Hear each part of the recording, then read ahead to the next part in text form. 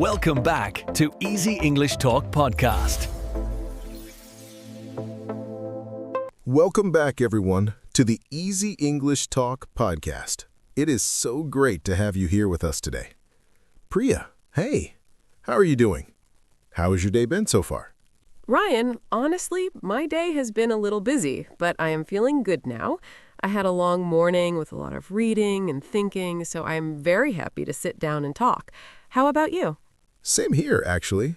I had a quiet morning with coffee and some reading, and then the afternoon just kind of took off. But I am here now, and I am excited about today's conversation. It is one of those topics that really makes you stop and think. Yes, and I have to say, I was thinking about it a lot this morning.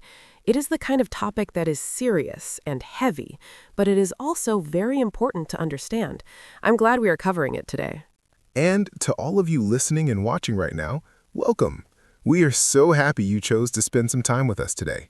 Wherever you are in the world, whether you're on a train, at home, or taking a walk, we are glad you're here. Yes, and we would really love to know where you are listening from. Drop a comment and tell us your city or your country. It always makes us smile to see how many different places people are tuning in from. Also, we want to ask you something genuine. Is this podcast helping you? Is it helping you improve your English, or maybe helping you think about the world in a clearer way? We would truly love to hear from you in the comments below. We read your comments, and they genuinely inspire us to keep going. So please share your thoughts. It means a lot to both of us, and it helps us make the podcast better for you. Now, before we get into today's topic, I want to say something important. Today's episode is a little different from what we usually do. This topic is more serious, more global, and more sensitive than most of our past discussions. That is true. When Ryan first brought it to me, I paused for a moment. It is not a light topic at all, but we both agreed that it is exactly the kind of thing that people are thinking about, and that makes it important to discuss. We are not here to take sides. We're not here to support any country or any government. We are here to think clearly, to ask hard questions, and to understand what something like this would really mean for the world. And that is what makes this episode valuable for you as a listener. By the end of this conversation, you will have a much clearer picture of what nuclear weapons really mean, what the consequences look like, and why this topic matters to every person on the planet. So, stay with us until the end. This is one of those conversations that will genuinely change how you think about global events. Today, we're discussing what if America dropped a nuclear bomb on Iran? Just hearing that question out loud is a little startling, isn't it? It feels like something from a film or a news headline that you scroll past quickly. But today, we are slowing down and really looking at it. And I think that's exactly why we need to talk about it. People hear words like nuclear weapon or nuclear strike, and they feel fear or confusion. But most people do not really understand what it would actually mean if such a thing happened. Right. The word nuclear gets used a lot in news and politics, but the reality behind it is often not explained in simple terms. So let us start there. Let us first talk about what a nuclear bomb actually is in plain and simple language. Yes, because before we can think about consequences, we need to understand the weapon itself. Priya, can you give us a simple explanation? What exactly is a nuclear bomb? Of course, a nuclear bomb is a weapon that releases an enormous amount of energy all at once. It does this by splitting atoms, which are the tiny particles that make up everything around us. When those atoms split, they release energy that is many millions of times more powerful than regular explosives. And to give people a sense of the size of that power, we can look at history. The bombs dropped on Hiroshima and Nagasaki in Japan in 1945 were nuclear bombs. Those two bombs killed somewhere between 150,000 and 200,000 people in just a matter of days. And the bombs that exist today are far more powerful than those. Modern nuclear weapons can be 10, 20, even 100 times stronger than the ones used in 1945. So when we talk about a nuclear strike today, we are talking about something almost unimaginable in its scale. That is a really important point to hold on to as we continue this conversation. Now let's talk about the current situation between the United States and Iran, because that context really matters here. Absolutely. The relationship between the United States and Iran has been tense for a very long time. It goes back decades, really, since the Iranian Revolution in 1979. Since then, the two countries have had a complicated and often hostile relationship. One of the biggest issues between them has been Iran's nuclear program. Iran has been developing the ability to enrich uranium, which is the material used in nuclear weapons. The United States and many other countries have been very concerned about this.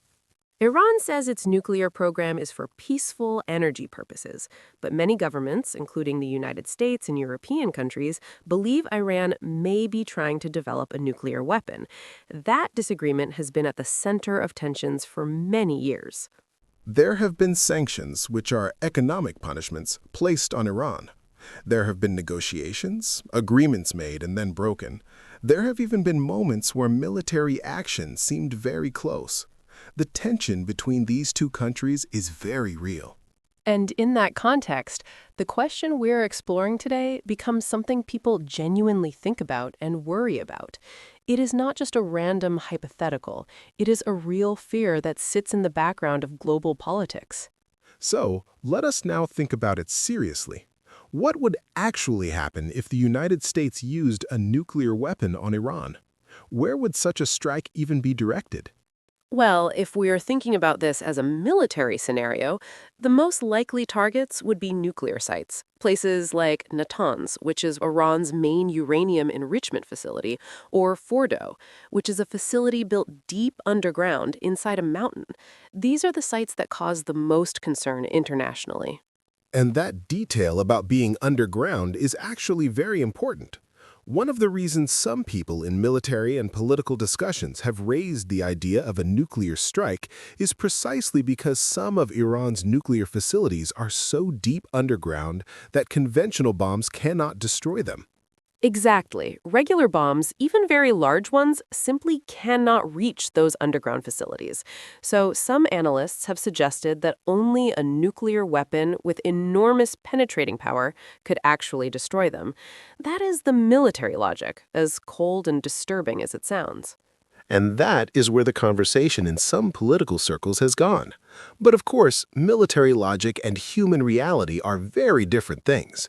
So let us now talk about what would actually happen on the ground if such a strike occurred. The immediate destruction would be catastrophic. A nuclear weapon detonated over or near a city like Tehran, which has a population of around 9 million people, would kill hundreds of thousands of people instantly. The heat, the blast, and the pressure wave would destroy everything within several kilometers. And then there's radiation. This is something people sometimes overlook when they think about nuclear weapons. The explosion creates intense radiation that spreads outward and can kill people who were not even close to the blast. Radiation sickness can take days or weeks to kill, and it is a terrible way to die. Beyond immediate radiation, there is also nuclear fallout. This is radioactive dust and particles that rise into the air after the explosion and then fall back down over a wide area. Fallout can travel hundreds of kilometers, depending on wind patterns, affecting people far beyond the original target. So even people in neighboring countries, in parts of Iraq, Afghanistan, Pakistan, or even further away, could be affected by fallout. This is not just an Iran problem or a United States problem. The effects of a nuclear weapon do not stop at national borders. That is such an important point. A nuclear strike is not a precise, contained event. It is a catastrophe that spreads in multiple directions at once. The physical damage, the radiation, the fallout, and then all the human consequences that come after.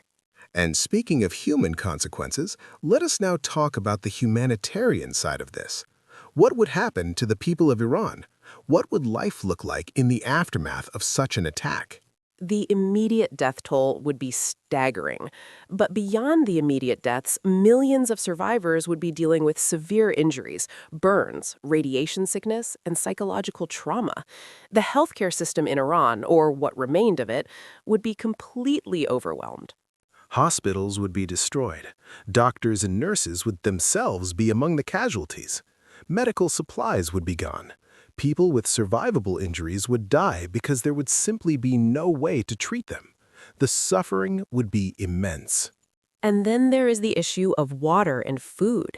Nuclear explosions contaminate soil and water with radiation. Crops cannot grow in contaminated soil. Water sources become unsafe to drink. People who survived the blast would face starvation and illness in the weeks and months that followed.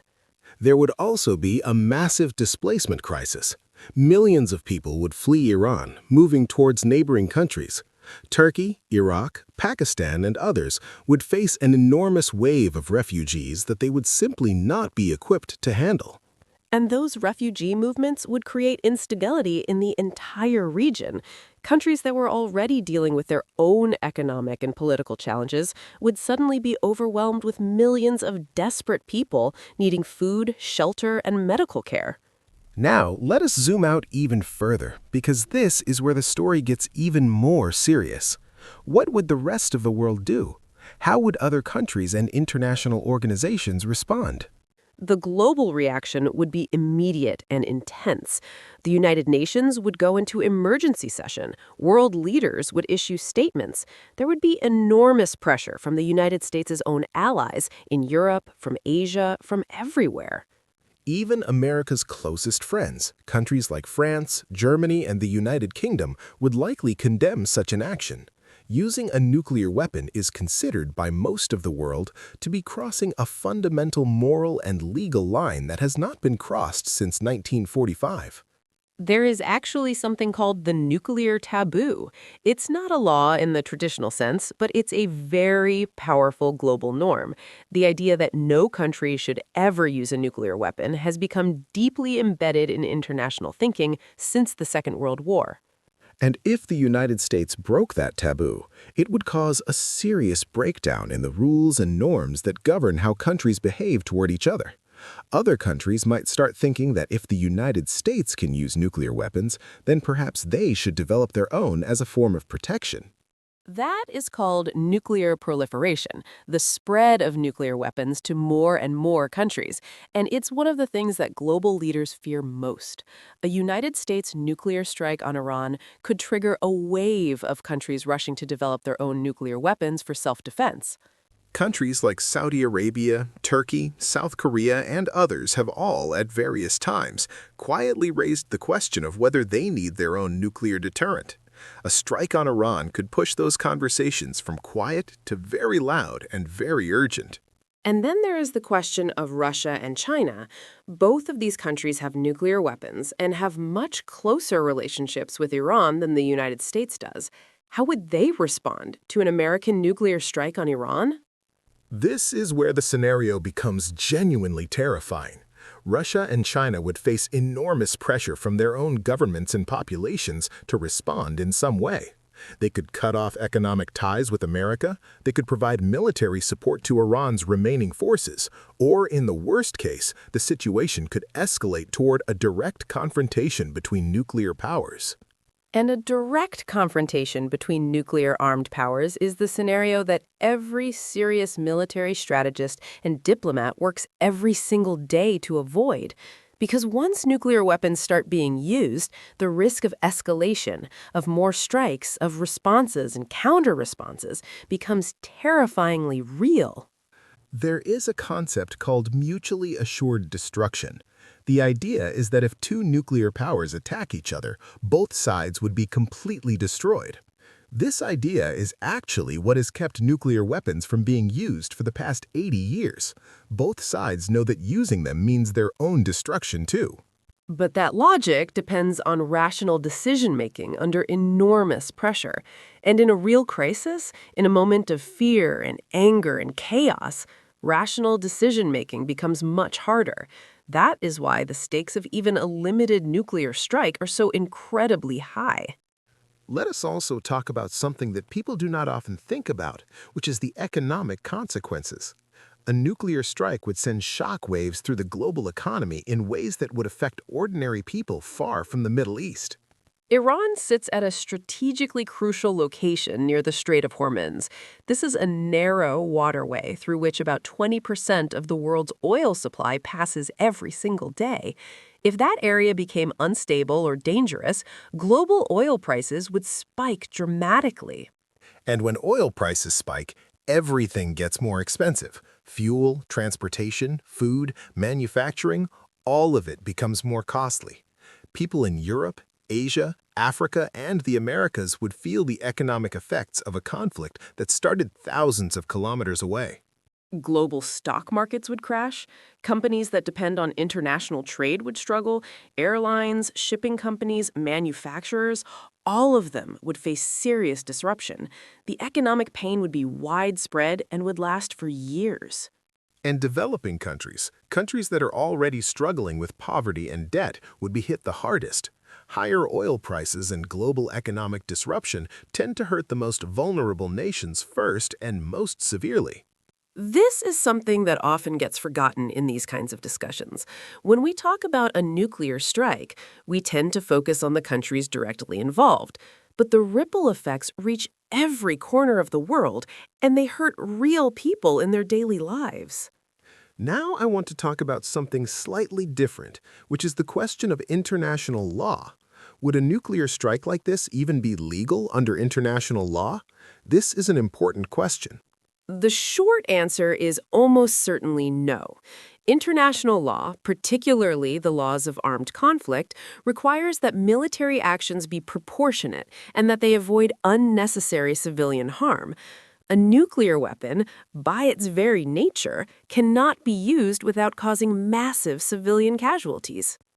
The International Court of Justice actually addressed this question in 1996.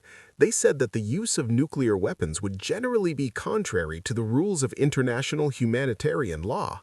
It is very hard to imagine a nuclear strike that could be considered legal under that framework.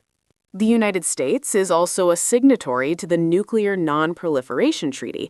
This is an agreement that the major nuclear powers signed, committing to work toward reducing nuclear weapons and not helping other countries develop them. Using a nuclear weapon would fundamentally violate the spirit of that agreement. And there would be war crimes investigations.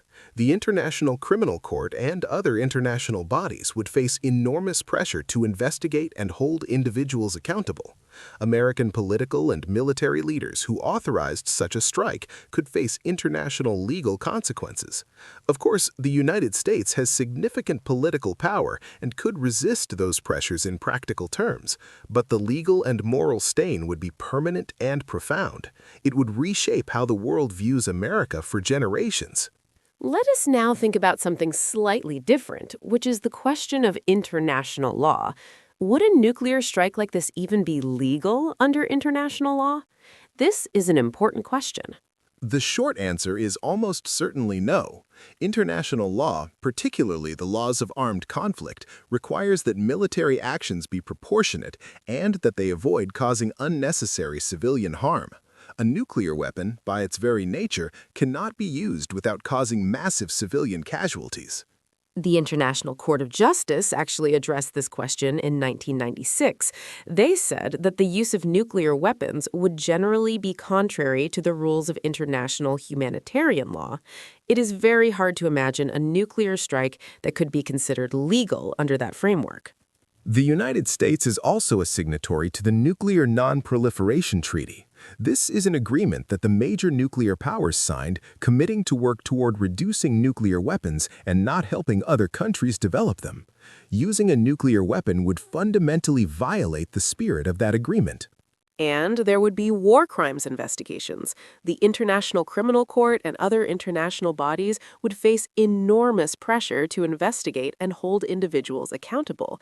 American political and military leaders who authorized such a strike could face international legal consequences. Of course, the United States has significant political power and could resist those pressures in practical terms, but the legal and moral stain would be permanent and profound. It would reshape how the world views America for generations. Let us now think about the perspective from within the United States itself. How would Americans respond to their own government using a nuclear weapon? Public opinion in the United States has consistently shown that most Americans oppose the use of nuclear weapons except in the most extreme circumstances, such as defending against a nuclear attack on American soil. A preemptive strike on Iran would face massive domestic opposition. There would be enormous protests across the country. Many politicians, including members of the president's own party, would condemn it. Military leaders who had concerns might resign. Religious groups, human rights organizations, and ordinary citizens would all voice their opposition loudly. The political fallout within America would be severe. Any leader who authorized such a strike would face a profound crisis of legitimacy, both at home and internationally. It is hard to imagine how a government could survive politically after such an action. And let us not forget the psychological impact on Americans themselves. Knowing that their government used a nuclear weapon, seeing the images and hearing the stories from Iran would cause deep moral distress for many people. It would force a national reckoning about values and identity. That kind of national reckoning is not something that resolves quickly. America went through something similar after other controversial military actions in its history, and those conversations about national identity and moral responsibility lasted for decades. Now, I want to bring this conversation towards something more constructive, because all of this analysis raises a natural question. If nuclear weapons are so dangerous and so devastating, what are the alternatives? How do countries like the United States address concerns about Iran's nuclear program without going to war? That is exactly the right question to ask. And the good news is that diplomacy has actually produced results in this area before. The Iran nuclear deal, formerly called the Joint Comprehensive Plan of Action, was signed in 2015, and it was a real diplomatic achievement. Under that deal, Iran agreed to significantly limit its nuclear activities in exchange for the lifting of economic sanctions. International inspectors were allowed into Iran to verify that the country was following the agreement. It was not perfect, but it worked while it was in place. The deal fell apart when the United States withdrew from it in 2018, and since then the situation has become more tense again. But the fact that such a deal was possible at all shows that diplomacy can work, even between countries with very difficult relationships. Diplomacy takes patience. It takes compromise. It requires both sides to accept that they will not get everything they want. But it is infinitely better than the alternative of military conflict, and it does not risk the catastrophic consequences we have been discussing. There are also other tools that countries use short of military force. Economic pressure through sanctions, international inspections and monitoring, building coalitions of countries that all share the same concerns. These are all approaches that have value. Cyber operations have also played a role in this story. There have been reports of cyber attacks that disrupted Iran's nuclear centrifuges, the machines used to enrich uranium. Whether one agrees with that approach or not, it represents a way of slowing down a nuclear program without dropping bombs. The goal, ultimately, should always be a negotiated solution where Iran's legitimate security concerns are addressed, where the international community's concerns about nuclear weapons are also addressed, and where both sides can live with the outcome. And that kind of solution requires both sides to be willing to engage honestly and in good faith. It requires the international community to support the process and not undermine it. It is hard work, but it is the right work to be doing. There's also a bigger picture here that is worth mentioning. The existence of nuclear weapons themselves is the fundamental problem. As long as some countries have them, other countries will want them too. The long-term goal that many people around the world share is a world without nuclear weapons entirely. The Treaty on the Prohibition of Nuclear Weapons was passed at the United Nations in 2017, and it has been signed by many countries. It is a statement of the vision that nuclear weapons should not exist at all. Major nuclear powers have not signed it, but it represents an important moral and political statement. Progress on nuclear disarmament is slow, and it faces enormous resistance from countries that see nuclear weapons as the foundation of their security. But the conversation is happening, and that matters. Every step toward fewer nuclear weapons is a step toward a safer world. Let us now bring all of this together. We have covered a lot of ground today, from the nature of nuclear weapons to the immediate consequences of a strike, from global political reactions to economic effects, from legal questions to diplomatic alternatives.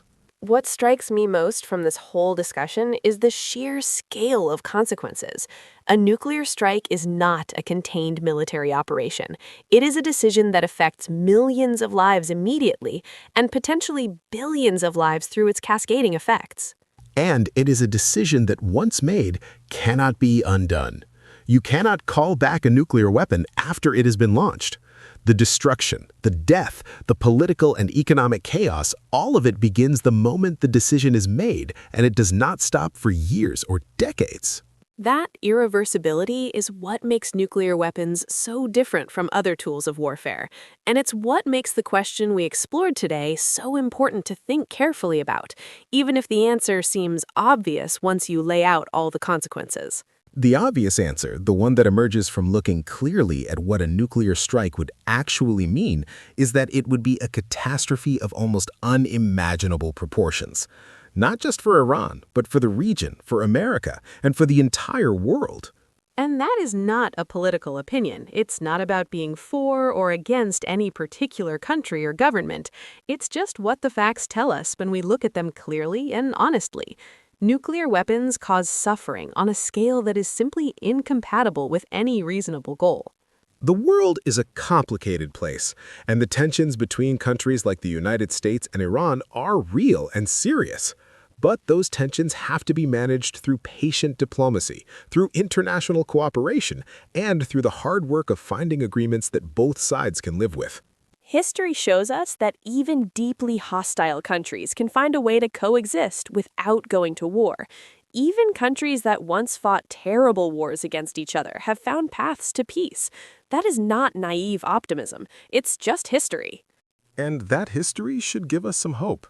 Even in the most difficult and tense situations, human beings have shown that they can choose the harder, slower path of negotiation and understanding over the easier but devastating path of war. So, as we end today, I hope this conversation has given you something valuable. Not just better English, though we always hope for that too, but a clearer way of thinking about one of the most serious issues in the world today. Understanding why nuclear weapons are so dangerous, understanding the full human and political cost of using them, understanding why diplomacy matters, even when it is frustrating and slow. These are things that make you a more informed and thoughtful person. And that is exactly what Easy English Talk podcast is always trying to do, to help you grow your English and grow as a person at the same time. We believe those two things go beautifully together. To everyone who listened today, thank you so much. This was a heavy topic, and we appreciate you staying with us through the whole conversation. Your time and your attention mean everything to us. Really, thank you. These are the kinds of conversations that matter, and the fact that you chose to spend your time here with us is something we genuinely appreciate. Please do share your thoughts in the comments. We would love to know what you think. And before we go, we want to let you know that there are many other episodes waiting for you on the Easy English Talk podcast channel. We have covered topics on personal growth, communication, confidence, leadership, and so much more. Each episode is designed to help you improve your English while also helping you understand the world and yourself better. So take a look, find a topic that speaks to you, and keep listening. We are always here, ready to have the next good conversation with you. Until next time, take care of yourselves, be curious, stay kind, and keep learning. We will see you in the next episode. Bye for now, everyone. It was truly a pleasure being here with you today. Stay safe and keep growing.